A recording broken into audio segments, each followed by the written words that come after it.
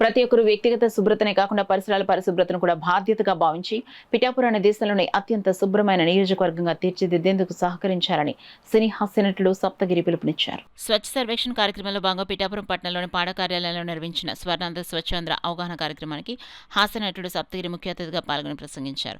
అంతకుముందు పాడపిడి Sivaram Prasad municipal commissioner నామకనకరావు కార్యక్రమంపై మాట్లాడారు. అనంతరం పట్టణంలో స్వచ్ఛతా ర్యాలీ నిర్వహించి చైతన్యం కలిగించారు. కార్యక్రమంలో వెప్పమాపిడి కనకరాజు, జనసేన పార్టీ పట్టణ అధ్యక్షురాలు చిక్కల వరలక్ష్మి, బీజేపీ నాయకులు గండికొండలరావు, కర్నేటి తాతయ్యలు, శానిటేషన్ సిబ్బంది, మెప్మా సిబ్బంది పాల్గొన్నారు.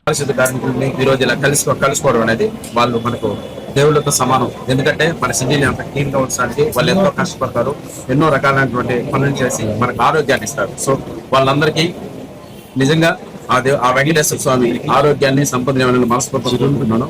అలాగే క్యాంపెయినింగ్ అప్పుడు నేను పిఠాపురం వచ్చానండి. అప్పటికి ఇప్పటికీ ఒక గొప్ప డెవలప్మెంట్ నేను పిఠాపురం నా కళ్ళారా చూస్తున్నాను. ఎందుకంటే hats off to DCM sir, Pawan Kalyan గారికి థ్యాంక్ యూ సార్. మీరు ఈ పిఠాపురంకి మీరు ప్రాతినిధ్యం వహించడం పిఠాపురం ప్రజల అదృష్టం.